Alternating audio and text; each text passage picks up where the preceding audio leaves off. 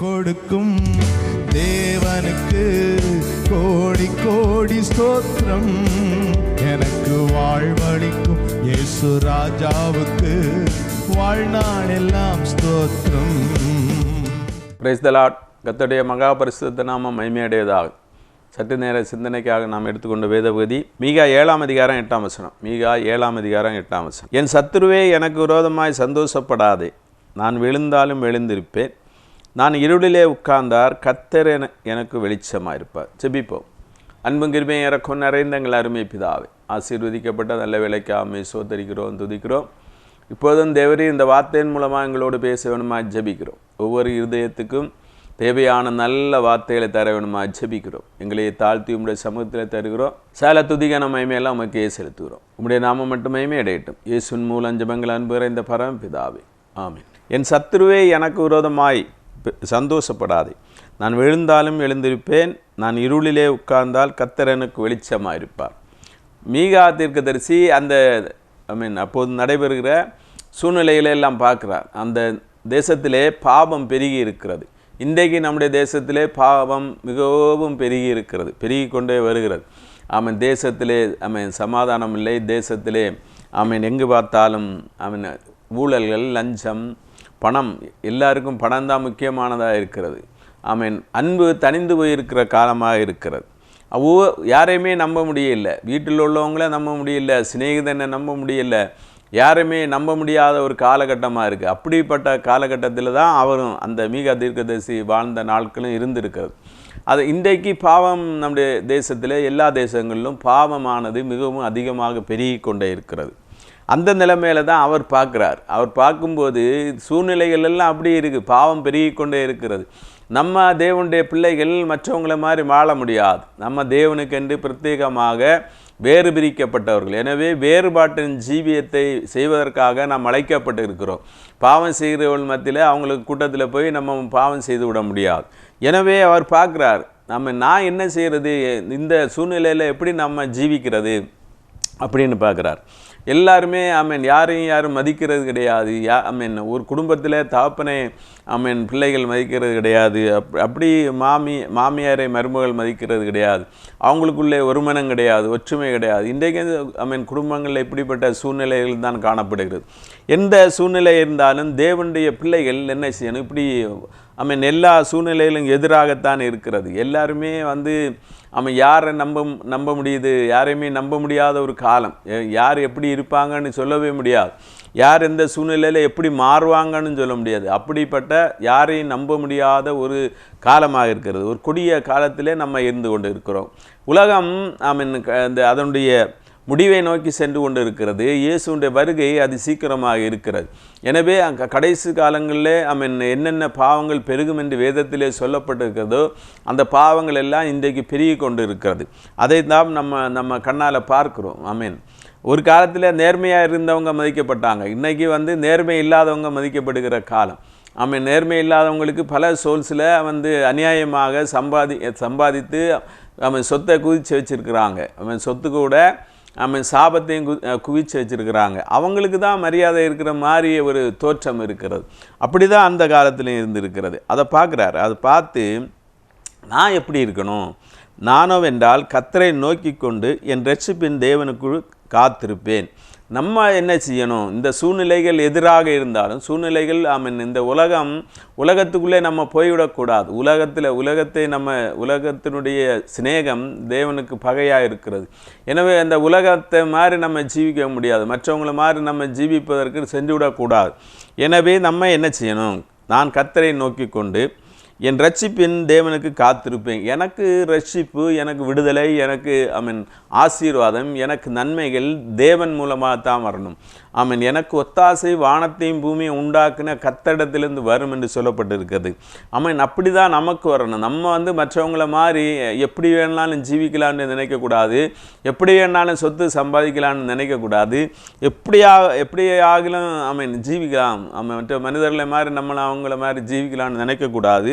நமக்கு ரட்சிப்பு, நமக்கு ஆசீர்வாதம், நமக்கு நன்மைகள், நமக்கு விடுதலை எல்லாமே இயேசுவிடத்திலேருந்து தான் வரணும், தேவனிடத்திலேருந்து வரணும். நான் அவரை தான் நம்பிக்கொண்டிருக்கிறேன். நான் அவருக்காக என்னுடைய ரட்சிப்புக்காக அவரிடத்தில் தான் காத்து கொண்டிருக்கிறேன். எனக்கு வேறு இந்த உலகத்தில் உள்ள வழிகளில் நான் தேடி உலகத்தில் உள்ள வழிகளை தேடி நான் ஆசீர்வாதம் அடைய மாட்டேன். இயேசு கிறிஸ்துவின் மூலமாக தான் எனக்கு ஆசீர்வாதம் உண்டாகணும் அப்படின்னு சொல்லி நம்ம இயேசுவிடத்தில் நிலைத்திருக்கணும். அடுத்து அவரிடத்தில் காத்திருப்பேன்னு சொல்கிறார். நான் என் ரட்சிப்பின் தேவனுக்கு காத்திருப்பேன். தேவனுடைய சமூகத்தில் காத்திருக்கணும். காத்திருக்கிறதுனா தேவனுடைய சமூகத்தில் ஜெபம் பண்ணுறது, வேதம் படிக்கிறது, நம்முடைய ஆவிக்கிற ஜீவியத்தில் முன்னேறி ஜீவிக்கணுன்ற வாஞ்சையோடு இருக்கிறது. இதெல்லாம் தான் தேவனுக்கு காத்திருக்கிறது. சங்கீதம் 27:14 தாவீது சொல்கிறார், கர்த்தருக்கு காத்திரு, அவர் உன் இருதயத்தை சிறப்படுத்துவார். திடமனதாயிருந்து கர்த்தருக்கே காத்திரு. நீ தளர்ந்து போகாத. உலக மக்களை பார்த்து உலகத்தில் அநியாயம்தான் நடக்கிறது. அநியாயமாக கொலை செய்யப்படுகிறார்கள், அநியாயமாக விபச்சாரம் நடக்கிறது, இப்படி அநியாயமாக குடிக்கிறாங்க, வெறிக்கிறாங்க. உலகத்தை பார்க்கும்போது இதுக்கு எல்லாமே ஆட்சியில் இருக்கிறவங்க கூட ஆதரவாக இருக்கிறாங்க. இந்த சூழ்நிலைகள் தான் போயிட்டு இருக்கு. அநியாயம்தான் எங்குமே நடக்கு. இருந்தாலும் நீ கர்த்தருக்கு காத்திரு, அவர் உன் இருதயத்தை சிறப்படுத்துவார். நமக்கு அது பார்க்கும்போது இப்படி அநியாயம் செய்கிறவங்க தான் தலைச்சிருக்கிறாங்க அப்படின்னு நினைக்கும்போது தேவன் நம்முடைய இருதயத்தை ஸ்திரப்படுத்துவார். திடமனதாக இருந்து கர்த்தருக்கே காத்திரு. திடமனதாக இருக்கணும். விசுவாசத்தில் நம்ம ஒரு நாள் வழிக்கு போகக்கூடாது. திடமனதாக இருந்து கர்த்தருக்கு காத்திருப்பேன். நான் கர்த்தருக்கு தான் காத்திருப்பேன் அப்படின்னு மீகா சொல்கிறார். அதே மாதிரி தான் தாவீதுடைய வாழ்க்கையிலும் கர்த்தருக்கு காத்திருந்து தான் அவர் அநேக ஆசீர்வாதங்களை பெற்றாங்க. வேதத்திலே சொல்லப்பட்டிருக்க பரிசுத்தவான்கள் எல்லாரும் அநேக ஆசீர்வாதங்களை பெற்றுக்கொண்டது அந்த கர்த்தருக்கு காத்திருக்கிறதுனால. கர்த்தருடைய சமூகத்தில் காத்திருக்கணும். ஒன்று நம்ம ஜெபித்து காத்திருக்கணும். இன்னும் நம்ம கர்த்தருடைய சமூகத்தில் பொறுமையாக காத்திருக்கணும். அவர் நம்முடைய இருதயத்தை சிறப்படுத்துவார். திடமனதாக இருந்து கர்த்தருக்கே காத்திருக்கணும். அப்படியே பொறுமையாக இருக்கணும். நம்முடைய நேரம் வரும் வரைக்கும் காத்திருக்கணும். தேவன் ஏற்ற நேரத்தில் நம்ம உயர்த்துவதற்கு அவர் வல்லமை உள்ளவராக இருக்கிறார். தேவன் நமக்கு சொன்ன வாக்குத்தத்தங்கள் ஒரு நாளும் பொய்யாகாது. தேவன் நம்மை உயர்த்துவதற்கு அதுதான் அவருடைய பிரியமாக இருக்கிறது. நம்மை உயர்த்துவது தான் தேவனுடைய பிரியம். எவ்வளவு தாழ்வில் இருந்தாலும் அவர் நம்மை உயர்த்துகிறவராக இருக்கிறார். அவர் தாழ்மை உள்ளவனுக்கு கிருபை அளிக்கிற தேவன். எனவே தாழ்மை உள்ளவங்களாக இருக்கணும். தாழ்மையாக இருந்து தேவனுடைய கிருபையிலே அதிகமாக பெற்றுக்கொள்ளணும். அப்போ தேவனுக்கு காத்திருக்கணும். எவ்வளவு புழுதியிலே இருந்த குப்பையிலிருந்து அவன் நம்மை உயர்த்தி ராஜாக்கள் ஆசாரியர்களுமாக வைக்கிற தேவன். நம்ம நம்முடைய கால்கள் சேற்றிலே இருக்கும்போது அந்த சேற்றிலேருந்து உளையான சேற்றிலேருந்து நம்ம தூக்கி எடுத்து கண்மலையின் மேல் நிறுத்துகிற தேவன். அவர் கர்த்தருக்கு காத்திருப்பேன், என் தேவன் கேட்டருள்வார். நான் ஜெபம் பண்ணி கர்த்தருக்கு காத்திருப்பேன், என்னுடைய ஜெபத்துக்கு பதில் வரும். அதுதான் நம்முடைய விசுவாசம். அவருடைய அவருக்கு பிரியமானபடி நம்ம ஜெபிக்கும்போது, அவருக்கு காத்திருந்து ஜெபிக்கும்போது, நாம் ஜெபத்தில் எதையெல்லாம் கேட்கிறோமோ அதையெல்லாம் அவர் தருவார் என்பதிலே நம்ம விசுவாசம் உள்ளவர்களாக இருக்கணும். அது மிகவும் அவசியமாக இருக்கிறது. அப்போ அடுத்த வசனத்தில் தான் சொல்கிறாரு, என் சத்துருவே எனக்கு விரோதமாய் சந்தோஷப்படாதே, நான் விழுந்தாலும் எழுந்திருப்பேன், நான் இருளிலே உட்கார்ந்தார் கர்த்தர் எனக்கு வெளிச்சமாக இருப்பார். இதுதான் பெரிய அறிக்கை. அவன் சத்துருவை பார்த்து சவால் விட்டு சொல்கிறார், சத்துருவே நீ சந்தோஷப்படாத, நான் விழுந்தாலும் எழுந்திருப்பேன், நான் இருளிலே உட்கார்ந்தார் கர்த்தர் எனக்கு வெளிச்சமாக இருப்பார். முதல்ல நீ சந்தோஷப்படாத, என்னை பற்றி சந்தோஷப்படாத. இப்போ நமக்கு தாழ்மையில் இருக்கலாம், நம்ம தாழ்மையான ஒரு நிலைமையில் இருக்கலாம், குறைந்து போன ஒரு நிலைமையில் இருக்கலாம், ஏதோ ஒரு இருளுக்குள்ளே இருக்கலாம். ஒரு இருளுன்னா சொல்லியாச்சுன்னா ஒரு வியாதியாக இருக்கலாம், ஒரு பாவமாக இருக்கலாம், சத்துருவுடைய ஒரு போராட்டமாக இருக்கலாம். இப்படி ஏதோ ஒரு இருளில் இருந்தாலும் நான் கர்த்தர் எனக்கு வெளிச்சமாக இருப்பான். முதல்ல சத்துருவை நீ சந்தோஷப்படாத, நான் விழுந்தாலும் எழுந்திருப்பேன். விழுந்துச்சுன்னா விழுந்த நிலைமையில் இருக்கக்கூடாது. விழுந்தவங்க அந்த நிலைமையிலேருந்து எழும்பி வரணும். அதை தான் தேவன் விரும்புகிறார். ஒரு நாளும் நம்ம பின்வாங்கி போகக்கூடாது, பின்வாங்கி கெட்டு போகக்கூடாது. தேவனுடைய சமூகத்தில் எழுந்து நிமிர்ந்து நிற்கணும். அதுதான் தேவன் விரும்புகிறார். தேவன் ஒரு நாள் நம்மை விழுந்து போகிறவள பார்க்க அவர் விரும்புகிற தேவன் அல்ல. அது தேவனுக்கு பிரியமான காரியமும் இல்லை. தேவன் நம்ம எழுந்திருக்க பண்ணுகிற தேவன். நம்முடைய வாழ்க்கையிலே ஒரு வீழ்ச்சி வந்ததுன்னா உடனே அதை குறித்து கவலைப்பட்டு இனி ஒன்றுமே நமக்கு வாழ்க்கையில் எழும்பவே முடியாது, அந்த சூழ்நிலையில் தான் இருக்கிறேன், இனி ஒன்றுமே செய்ய முடியாது அப்படின்னு ஒன்றும் கிடையாது. தேவன் நம்மை எழுப்பி விடுகிற தேவன். இயேசு அதுக்கு தான் இந்த உலகத்தில் வந்தார். அவர் பாவிகளை ரட்சிப்பதற்காக இந்த உலகத்தில் வந்தார். நான் பின்வாங்கி போனாலும் தேவனுடைய சமூகத்தில் திரும்ப வரணும். திரும்ப வந்து நம்ம தேவனுடைய சமூகத்தில் நம்மை ஒப்பு கொடுக்கணும். அப்போ தேவன் பெரிய காரியங்களை செய்வார். நீதிமொழிகள் 24:16 இப்படி சொல்கிறது, நீதிமான் 7 தரம் எழுந்தாலும் திரும்பவும் எழுந்திருப்பான். எப்படி எழுந்திருக்கிறது? நீதிமான் 7 தரம் எழுந்தாலும் எழுந்திருப்பான். அங்கே அவர் சவால் விட்டு சொல்கிறாரு, சத்துருவே எனக்கு விரோதமாய் சந்தோஷப்படாதே, நான் விழுந்தாலும் எழுந்திருப்பேன். இதுதான் வேதம் சொல்லுகிறது. நீ அப்படியே விழுந்த இடத்துல கிடக்காத, விழுந்த இடத்துலேருந்து எழும்பி தேவனுக்கு என்று எழும்பு, திரும்பவும் எழும்பு. என்ன காரியத்தில் குறைபாடு வந்திருக்கிறது? தாவீதுடைய வாழ்க்கையில் பாவம் வந்தது. தாவீதுடைய வாழ்க்கையில் பாவம் வந்தபோது உடனே அவர் தேவனுடைய பாவத்தில் விழுந்தார். அவர் எழும்பி தேவனுக்கு என்று திரும்பவும் பிரகாசிக்கிறவராக மாறினார். தன்னை ஒப்பு கொடுத்த போது தேவன் அவரை அப்படி மாற்றினார். அடுத்து, நான் இருளிலே உட்கார்ந்தார், கர்த்தர் எனக்கு வெளிச்சமாக இருப்பார். நான் இருளிலே உட்கார்ந்தால் கர்த்தர் எனக்கு வெளிச்சமாக இருப்பார். அநேக இருள் இந்த உலகத்திலே காணப்படுகிறது. பாவமாகிய இருள் காணப்படுகிறது. பாவம் இருளாக இருக்கிறது. பாவம் இருள். அது மாதிரி வியாதிகள் இருளாக இருக்கிறது. அது மாதிரி மரண இருளின் பள்ளத்தாக்கு. சங்கீதம் 4 சொல்கிறது, நான் மரண இருளின் பள்ளத்தாக்கிலே நடந்தாலும் பொல்லாப்புக்கு பயப்படேன், தேவரீர் என்னோடு கூட இருக்கிறீர், உமது கோலும் உமது தடியும் என்னை தேற்றும். மரண இருளாகிய பள்ளத்தாக்கு பெரிய ஒரு வியாதி அல்லது ரொம்ப பெரிய ஒரு சோதனையின் வழியாக நம்ம கடந்து சென்று கொண்டு இருக்கலாம். பெரிய வியாதி, மரணத்துக்கு ஏதுவான வியாதியாக கூட இருக்கலாம். ஒரு கேன்சர் போன்ற பெரிய வியாதியாக இருக்கலாம். எந்த சூழ்நிலையாக இருந்தாலும் எல்லாவற்றையும் மாற்றுவதற்கு தேவன் வல்லமை உள்ளவராக இருக்கிறார். தாவீது அறிக்கையிடுகிறார், நான் மரண இருளின் பள்ளத்தாக்கிலே நடந்தாலும் பொல்லாப்புக்கு பயப்படேன். எனக்கு பொல்லாப்பு வராது, நான் பயப்பட மாட்டேன். தேவரீர் என்னோடு கூட. ஏன்னா தேவன் நம்மோடு கூட இருக்கிறார். தேவன் எப்போதும் நம்மோடு கூட இருக்கிறார். நம்முடைய சார்பில் தேவன் இருக்கும்போது நமக்கு எதிராக யார் நிற்க முடியும்? தேவன் தான் நமக்கு உறுதுணையாக இருக்கிறார். உமது கோலும் உமது தடியும் என்னை தேற்றும். அவர் நம்மை ஆறுதல் படுத்துகிற தேவன். நம்முடைய சூழ்நிலை இன்றைக்கு என்ன சூழ்நிலையாக இருந்தால், எந்த சூழ்நிலையில் நம்ம இருந்தாலும், ஒரு வியாதியாக இருக்கலாம், பெரிய வியாதி, நம்ம தீராத வியாதி கூட இருக்கலாம், அல்லது ஒரு மரண இருளின் பள்ளத்தாக இருக்கலாம், அல்லது ஒரு பாவமாக இருக்கலாம். பாவம் நம்ம இருளுக்குள்ளே வைக்கக்கூடிய வல்லமை உள்ளது.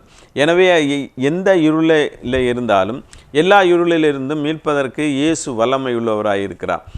இயேசு நமக்கு இருளிலிருந்து இருக்கிறவர்களுக்கு வெளிச்சம் தருவதற்காக தான் இந்த உலகத்திலே வந்தார். இயேசு இந்த உலகத்தில் இருந்தபோது யாரெல்லாம் சாத்தான் கட்டில் இருந்தாலும் அவங்கள தேடி சென்று அவர் குணமாக்கினார்.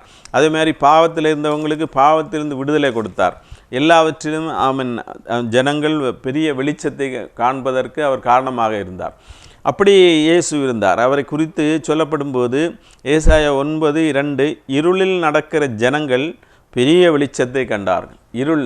பெரிய இருள், அந்தகாரத்துக்குள்ளே இருந்தாங்க, பாவத்துக்குள்ளே இருந்தாங்க, வியாதிக்குள்ளே இருந்தாங்க, சாத்தானுடைய பிடியில் இருந்தாங்க, சாத்தானுடைய கட்டுக்குள்ளே இருந்தாங்க, சாத்தானுடைய வெளியே வர முடியாதுங்கிற சூழ்நிலையில் இருந்தாங்க. அந்த நிலைமையில் இயேசு இந்த உலகத்திலே வெளிச்சமாக வந்தார். அவர் பெரிய வெளிச்சத்தை கண்டார்கள். மரண இருளின் தேசத்தில் குடியிருக்கிறவர்கள் மேல் வெளிச்சம் பிரகாசித்தது. மரண இருளின் தேசத்திலே குடியிருக்கிறவர்கள் மேல் வெளிச்சம் பிரகாசித்தது. அப்படி அவர் தேவன் இயேசு நமக்கு வெளிச்சம் தருகிறவராக வந்தார். நமக்கு சந்தோஷத்தை தருகிறவராக வந்தார். இந்த உலகத்திலே அவர் வந்தது தான் பெரிய சந்தோஷம். அவர் நமக்காக ரத்தம் சிந்தி நம்மை மீட்டு கொண்டபடியினாலே நமக்கு மீட்பு உண்டாயிருக்கிறது. நமக்கு எல்லா ஆசீர்வாதங்களும் ஐஸ்வர்யங்களும் நன்மைகளும் உண்டாயிருக்கிறது.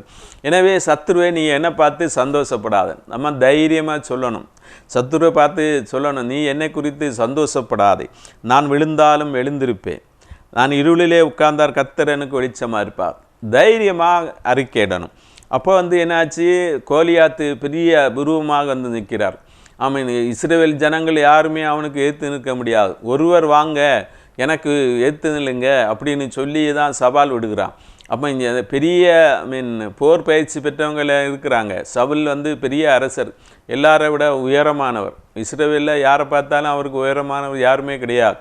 அப்படி இருக்கும்போது அவரும் பயந்து போய் அங்கே இருக்கிறார். அப்போ தான் வந்து தாவீது வர்றார், சின்ன பையன். அவருக்குள்ள அபிஷேகம் இருந்தது, தேவனுடைய அபிஷேகம் இருந்தபடினாலே அவர் நிமிர்ந்து நிற்கிறார். சத்துருக்கு சத்துரு வரும்போது நம்ம போராடணும். சத்துருக்கு விரோதமாக நம்ம எதிர்த்து நிற்கணும். சத்துரு வரும்போது சத்துருக்கு சாத்தானுக்கு எதிர்த்து நிற்கள், அப்பொழுது ஓடி போவான்னு சொல்லியிருக்கு. நம்ம வந்து பயந்து நடுங்கி ஓடக்கூடாது, அவனுக்கு எதிர்த்து நிற்கணும். அப்போது தான் நம்ம ஜெயம் எடுக்க முடியும். கோலியாத்துக்கு கோலியாத்து பயங்கரமாக சவால் விடுறான். சின்ன பையன் நாய மாதிரி இருக்கிற உன்னை வந்து கொல்றது பெரிய காரியமா அப்படின்னு. நம்மளை யாருமே கொல்ல முடியாது. ஏன்னா நம்ம இயேசுக்குள்ளே இருக்கிறோம். இயேசு நம்மை பாதுகாக்கிறவராக இருக்கிறார். இயேசு நம்முடைய தூதரில் கொண்டு நம்மை பாதுகாவல் பண்ணி கொண்டு இருக்கிறார். எனவே எந்த பயத்தோடு நீங்கள் இருந்தாலும் எதை குறித்தும் பயப்பட வேண்டிய அவசியம் இல்லை. இயேசு நம்மை ஆசீர்வதிக்கிறவர், இயேசு நம்மோடு கூட இருக்கிறவர். அவர் நம்மோடு கூட இருக்கிறபடினாலே, அவர் நமக்கு சாதகமாக இருக்கிறபடினாலே யாரும் நம்மை ஒன்றுமே செய்ய முடியாது. உங்களுடைய தலையில் உள்ள மயிரெல்லாம் எண்ணப்பட்டு இருக்கிறது. அப்போ வந்து நம்ம ஜீவனை எவ்வளோ அதிகமாக தேவன் காப்பார். எனவே எதற்கும் பயப்பட வேண்டிய அவசியம் இல்லை. அதனால தான் தாவீது அபிஷேகத்தோடு, தேவனுடைய அபிஷேகத்தோடு, தேவனுடைய நாமத்தினால உன்னிடத்தில் வருகிறேன், தேவனுடைய நாமத்தை வச்சு ஜெயித்தார். அதே மாதிரி தான் தேவனுடைய நாமத்தை சொல்லும்போது தான் சாத்தான் ஓடி போவான். சாத்தானை எதிர்த்து இல்லைங்க, இயேசு நாமத்தினால ஓடி போவான். அப்படிப்பட்டவன் தான் சாத்தான். அவனுக்கு அவ்வளவு தான் இருக்கு. எனவே நம்ம பயப்பட வேண்டிய அவசியம் இல்லை. நான் விழுந்தாலும் எழுந்திருப்பேன், நான் இருளில் உட்கார்ந்த கர்த்தர் எனக்கு வெளிச்சமாக இருப்பார். கர்த்தர் தான் எனக்கு வெளிச்சம். கர்த்தர் தான், நம்ம ஏற்கனவே பார்த்தோம் அநேக விஷயங்களை பார்க்கும்போது, கர்த்தர் தான் நமக்கு வெளிச்சம். அவர் நமக்கு ரட்சிப்பின் தேவன். அவர் நமக்கு வெளிச்சமாக இருக்கிறார். நம்ம இருளில் இருந்தாலும் தேவனுடைய வெளிச்சம்தான் நம்மை நடத்தி கொண்டு இருக்கிறது. வேதம் நமக்கு வெளிச்சமாக இருக்கிறது. வேதத்தை நல்லா தியானிக்கும் போது அது அதுக்கு பாதை காட்டுகிறதா இருக்கிறது. நமக்கு பாதை காட்டுகிறது. அந்த வேதத்தின் வெளிச்சத்தில் நம்ம நடக்க முடியும். தேவன் நமக்கு வெளிச்சமாக இருக்கிறார். அவருடைய பிரசன்னம் நமக்கு வெளிச்சமாக இருக்கிறது. அவரிடத்தில் நம்ம ஜெபிக்கும் போது அவருடைய பிரசன்னத்தை உணர முடிகிறது. வேதத்தை படிக்கும்போது தேவனுடைய பிரசன்னத்தை நம்ம உணர முடிகிறது. தேவன் நம்மோடு இருக்கிறதை நம்ம உணர முடிகிறது. எனவே நம்ம நல்ல முறையில் வேதம் படிக்கணும், வேதத்தை தியானிக்கணும். அதே மாதிரி நம்ம அதிகமாக ஜெபித்து தேவனுடைய பிரசன்னத்தில் நம்ம ஒவ்வொரு நாளும் ஜீவிக்கணும். ஒவ்வொரு நாளும் தேவனுக்குள்ளே நம்ம வந்து நம்முடைய தேவனோடு உள்ள உறவுலே இன்னும் அதிகம் ஐக்கியப்படணும். அப்படி இருக்கும்போது தான் நம்முடைய வாழ்க்கை ஜெயமுள்ளதாக காணப்படும். அப்போ ஒவ்வொருவரும் ஜெயமுள்ள வாழ்க்கை வாழ்வதற்காக தான் அழைக்கப்பட்டிருக்கிறோம். அதுதான் இயேசுடைய விருப்பம். நம்ம ஒவ்வொருவரும் அப்படி ஜீவிப்பது தான் நல்லது. அப்போ அடுத்து சொல்கிறாரு, நான் கர்த்தருக்கு விரோதமாய் பாவம் செய்தேன், அவர் எனக்காக வழக்காடி என் நியாயத்தை விசாரிக்க மட்டும் அவருடைய கோபத்தை சுமப்பேன். அவர் என்னை வெளிச்சத்திலே கொண்டு வருவார், அவருடைய நீதியை பார்ப்பேன். நான் பாவம் செஞ்சிட்டேன், கர்த்தருக்கு விரோதமாக பாவம் செஞ்சிட்டேன். அவர் எனக்காக வழக்காடி என் நியாயத்தை விசாரிக்க மட்டும் அவருடைய கோபத்தை சுமப்பேன். அப்போ வந்து பாவம் ஏதோ வாழ்க்கையில் வந்துடுச்சு. பாவம் வந்துட்டு நம்ம பாவம் செய்யாண்டான்னு தான் நினைக்கிறோம். நம்முடைய சிந்தையிலே நம்முடைய பேச்சில் சில நேரங்களில் பாவம் வந்து விடுகிறது, கோபம் வந்து விடுகிறது, எரிச்சல் வந்து விடுகிறது, இதெல்லாம் வந்து விடுகிறது. அப்போ அப்படியே வந்தோடனே அதை அப்படியே வச்சுருக்க விடாது. அதை வந்து அறிக்கை செய்கிறார். அந்த மீகா ஓப்பனாட்டே அறிக்கை செய்கிறார். அவர் வந்து நான் கர்த்தருக்கு விரோதமாக பாவம் செய்து உண்மைதான், அதை ஒத்துக்கிடுறார். தன் பாவத்தை மறைக்கிறவன் வாழ்வடைய மாட்டான், அவற்றை அறிக்கை செய்து விட்டு விடுகிறவனோ இறக்கம் பெறுவான். நம்ம பாவம் இல்லைன்னு சொல்லோம்னா நம்ம வஞ்சிக்கிறவர்களாக இருக்கிறோம். எனவே பாவத்தை அப்படி மூடி மறைக்கக்கூடாது. பாவத்தை மூடி மறைக்கிறது தான் பெரிய பாவமாக இருக்கிறது.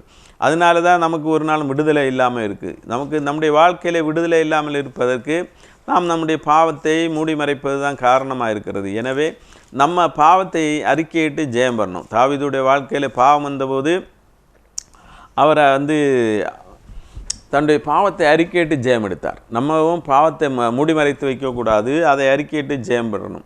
அடுத்து வந்து 1 யோவான் 1ஆம் அதிகாரம் 9ஆம் வசனம் இப்படி சொல்லுகிறது, 8ஆம் வசனம் இப்படி சொல்லுகிறது, நமக்கு பாவம் இல்லை என்போமானால் நம்மை நாமே வஞ்சிக்கிறவர்களாக இருப்போம், சத்தியம் நமக்குள் இராது. இப்போ பாவம் செய்யாத ஒரு மனிதமே கிடையாது. நம்ம எவ்வளோ பரிசுத்தமாக ஜீவித்தாலும் சின்ன சின்ன பாவங்கள் நமக்குள்ளே வந்து விடுகிறது. ஏன்னா அது பாவம் இல்லைன்னு சொன்னாச்சுன்னா நம்மை நாமே வஞ்சிக்கிறவர்களாக இருக்கிறோம், சத்தியம் நமக்குள் இராது. நம்முடைய பாவங்களை நாம் அறிக்கையிட்டால் பாவங்களை நமக்கு மன்னித்து எல்லா அநியாயத்தை நீக்கி நம்மை சுத்திகரிப்பதற்கு அவர் உண்மையும் நீதியும் உள்ளவருமாக இருக்கிறார். அதுக்கு தான் இயேசு வந்தார். நம்முடைய பாவங்களை நம்ம அறிக்கையிடணும். அறிக்கையிடும்போது பாவங்களை நமக்கு மன்னித்து எல்லா அநியாயத்தை நீக்கி நம்மை சுத்திகரிப்பதற்கு அவர் உண்மையும் நீதியும் உள்ளவருமாக இருக்கிறார். எனவே நம்முடைய பாவங்களை அவருடைய சமூகத்தில் அறிக்கையிடுவது மிகவும் அவசியமாக இருக்கிறது. அவர் அடுத்து அவர் நமக்காக வழக்காடுகிறவர். இயேசு பிதாவிடத்தில் வேண்டிக் கொள்கிறார்.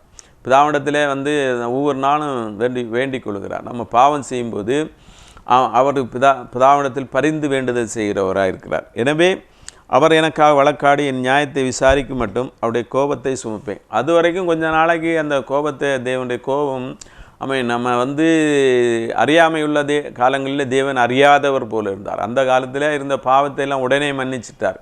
நம்ம அறிஞ்சும் பாவம் செய்தோம்னா நம்முடைய தேவனுடைய கோபத்தை சுமக்க வேண்டிய அவசியமாக இருக்கிறது. அவர் என்னை வெளிச்சத்திலே கொண்டு வருவார், அவருடைய நீதியை பார்ப்பேன். அவர் எவ்வளவு அன்புள்ள தேவன்.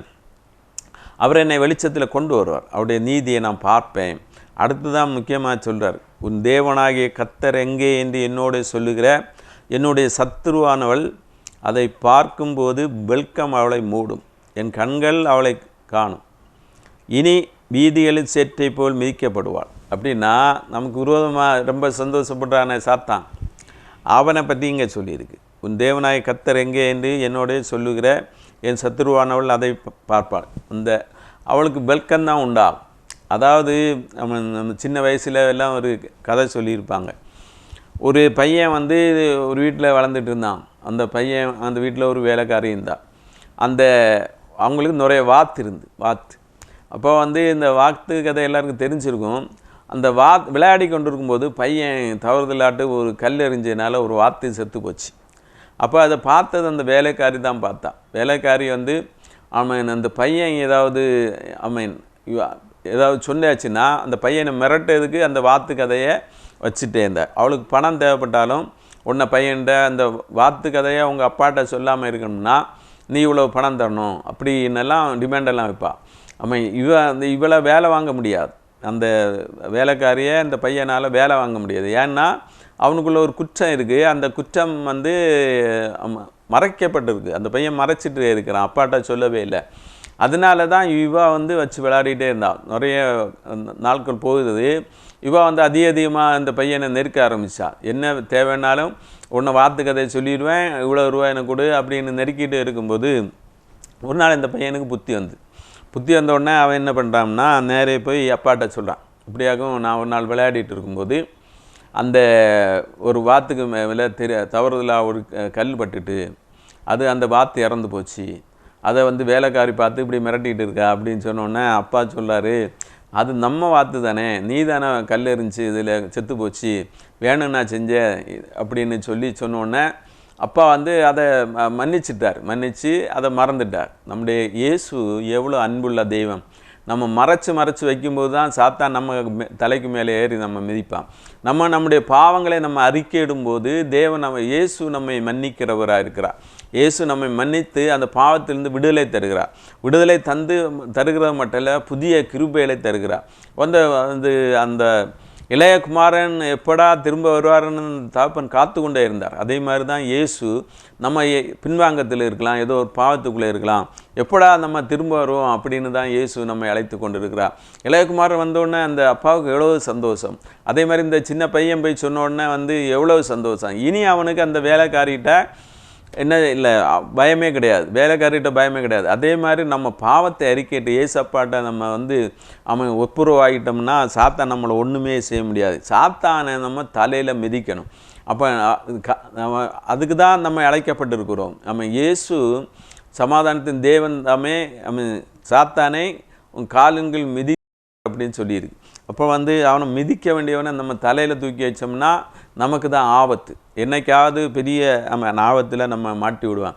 எனவே ஒவ்வொரு நாளும் அவன் மிரட்டிகிட்டே இருப்பான். என்ன மிரட்டல் பண்ணியிருந்தாலும் ஏசப்பாட்ட நம்முடைய எல்லா குறைகளையும் அறிக்கையிட்டு ஜெயம் எடுக்கும்போது இயேசு நம்மை ஆசீர்வதிக்கிற தேவன். அப்போது தான் பெரிய சந்தோஷம். இளையகுமாரனுக்கு பெரிய சந்தோஷம். அவன் இழந்து போனது எல்லாம் திரும்ப கொடுத்தான். நம்முடைய வாழ்க்கையிலே இழந்து போன எல்லாவற்றையும் திரும்ப தருவதற்கு தேவன் வல்லமை உள்ளவராக இருக்கிறார். இன்றைக்கி சத்துரு நம்மை பார்த்து அவன் சந்தோஷப்பட்டு இருக்கானா, அவனை குறித்து சொல்லுங்கள், நீ சந்தோஷப்படாத, நான் விழுந்தாலும் எழுந்திருப்பேன், நான் இருளில் உட்கார்ந்தார் கர்த்தர் எனக்கு வெளிச்சமாக இருப்பார், நான் வந்துடுவேன், வந்து அவனை தலையில் மிதிப்பேன் அப்படின்னு நீங்கள் சொல்லுங்கள். நம்முடைய குறைகளை இயேசுவிடத்தில் அறிக்கையிடுமோ, அப்பொழுது பெரிய சந்தோஷம் நமக்கு உண்டாகும். இன்னும் அதிக ஆசீர்வாதத்தோடு நம்ம வாழ முடியும். தேவன் தாமே இந்த வார்த்தைகளை ஆசீர்வதிப்பாராக. குதூகலம் கொண்டாட்டமே என் இயேசுவின் சந்நிதானத்தில், குதூகலம் கொண்டாட்டமே என் இயேசுவின் சந்நிதானத்தில், ஆனந்தம் ஆனந்தமே என் நண்பரின் திருப்பாதத்தில், ஆனந்தம் ஆனந்தமே என் நண்பரின் திருப்பாதத்தில், குதூகலம் கொண்டாட்டமே இயேசுவின் சந்நிதானத்தில், பாவமெல்லாம் பறந்தது, நோய்களெல்லாம் தீர்ந்தது இயேசுவின் இரத்தத்தினால், பாவமெல்லாம் பறந்தது, நோய்களெல்லாம் தீர்ந்தது இயேசுவின் இரத்தத்தினால், கிறிஸ்துவுக்குள் வாழ்வு, கிருபையால் மீட்பு, பரிசுத்த ஆவியினால், கிறிஸ்துவுக்குள் வாழ்வு, கிருபையால் மீட்பு, பரிசுத்த ஆவியினால், குதூகலம் கொண்டாட்டமே இயேசுவின் சந்நிதானத்தில், குதூகலம் கொண்டாட்டமே என் இயேசுவின் சந்நிதானத்தில், தேவாதி தேவன் தினந்தோறும் தங்கும் தேவாலயம் நாமே, தேவாதி தேவன் தினந்தோறும் தங்கும் தேவாலயம் நாமே, ஆவியான தேவன் அச்சாரமானார் அதிசயம் அதிசயமே, ஆவியான தேவன் அச்சாரமானார் அதிசயம் அதிசயமே, குதூகலம் கொண்டாட்டமே இயேசுவின் சந்நிதானத்தில், வல்லவரன் இயேசு வாழ வைக்கும் தெய்வம், வெற்றி மேலே வெற்றி தந்தார், வல்லவரன் இயேசு வாழ வைக்கும் தெய்வம், வெற்றி மேலே வெற்றி தந்தார், ஒரு மனமாய் கூடி ஓசன்னா பாடி ஊரெல்லாம் கொடியேற்றுவோம், ஒரு மனமாய் கூடி ஓசன்னா பாடி ஊரெல்லாம் கொடியேற்றுவோம், குதூகலம் கொண்டாட்டமே இயேசுவின் சந்நிதானத்தில், குதூகலம் கொண்டாட்டமே என் இயேசுவின் சந்நிதானத்தில். ஜெபிப்போம். அன்பின் கிருபை இறக்கம் நிறைந்தங்கள் அருமை பிதா, ஆசீர்வதிக்கப்பட்ட நல்ல வேலைக்காக ஸ்தோத்திரிக்கிறோம், துதிக்கிறோம் கர்த்தா. ஆமென். சத்ரு எங்களுக்கு விரோதமாக பெருமை பாராட்டும் போது, சந்தோஷப்படும் போது, நீங்கள் எங்களுக்கு துணையாக இருக்கிறபடியாலும் ஸ்தோத்திரிக்கிறோம், துதிக்கிறோம். இயேசுவே உம்முடைய ரத்தத்தால் எங்களை மீட்டு கொண்டபடியாலும் ஸ்தோத்திரிக்கிறோம், துதிக்கிறோம் கர்த்தா.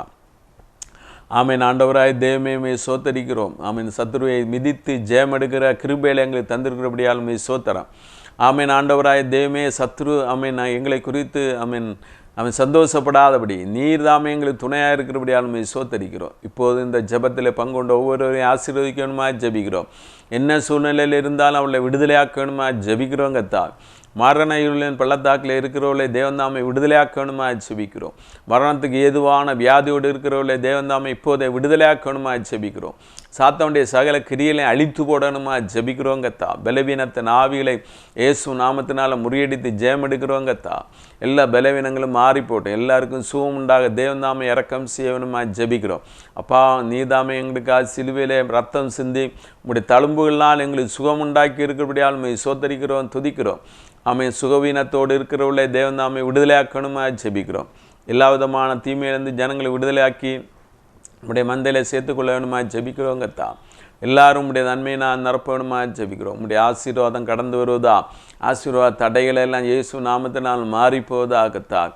இயேசுவே சோத்திரம். பின்வாங்கி இருக்கிறவர்களை தேவன் தாம் விடுதலையாக்கணுமா ஜெபிக்கிறோம். பின்வாங்குதல் நாவிகளை இயேசு நாமத்தில் கடிந்து ஜெயம் எடுக்கிறவங்கத்தான். அப்போல்லாம் அங்கிட்ட கிரியில் அழிக்கப்பட வேணுமா ஜெபிக்கிறோம்.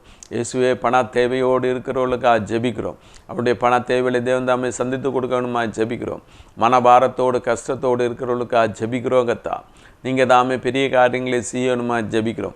அவருடைய கஷ்டங்களை தேவன் தாமே நீக்கி போடணுமா ஜெபிக்கிறோம். விதவைகளுக்காக திக்கெட்ட பிள்ளைகளுக்காக ஜெபிக்கிறோம். எல்லாரையும் தேவன் தாமே ஆசீர்வதிக்கணுமா ஜெபிக்கிறோம். எல்லாரையும் ஆதரிக்க வேணுமா ஜெபிக்கிறோம். ஆகாரம் இல்லாமல் வீடு இல்லாமல் இருக்கிறவர்களுக்கு தேவன் தாமே ஆகாரத்தையும் வீடையும் உடையையும் கொடுக்கணுமா ஜெபிக்கிறோம். எல்லா நன்மைகளையும் கட்டளையிடணுமா ஜெபிக்கிறோம். உலகத்திலே ஹல்லேலூயா சோதனை இருக்கிற தீமைகளை அகற்றி போடணுமா ஜெபிக்கிறோம். பாவங்களை அகற்றி போடணுமா ஜெபிக்கிறோம். பரிசுத்தம் உண்டாக தேவன் இரக்கம் செய்யணுமா ஜெபிக்கிறோம். அநீதிகள் எல்லாம் மறையட்டுங்கத்தா. நீதி உண்டாக தேவன் இரக்கம் செய்யணுமா ஜெபிக்கிறோம். அப்பா பிதாவே, எங்களை தாழ்த்தி உடைய சமூகத்தில் தருகிறோம். எங்களை ஒன்றும் இல்லை. நீங்கள் தாமே எங்களை ஆட்கொண்டு ஒவ்வொரு நாள் அதிசயமாக நடத்தணுமா ஜெபிக்கிறோம். நம்முடைய அற்புத கரத்தில் எங்களை ஒப்பு கொடுக்கிறோம். சகல துதி கனமயமேல நமக்கே செலுத்துகிறோம். இயேசுவின் மூலம் ஜெபங்கள் அன்பு இந்த பரமபிதாவே, ஆமென். ஜெயம் கொடுக்கும் தேவனுக்கு கோடி கோடி ஸ்தோத்திரம். வாழ்வழிக்கும் இயேசு ராஜாவுக்கு வாழ்நாளெல்லாம் ஸ்தோத்திரம். ஜெயம் கொடுக்கும் தேவனுக்கு கோடி கோடி ஸ்தோத்திரம்.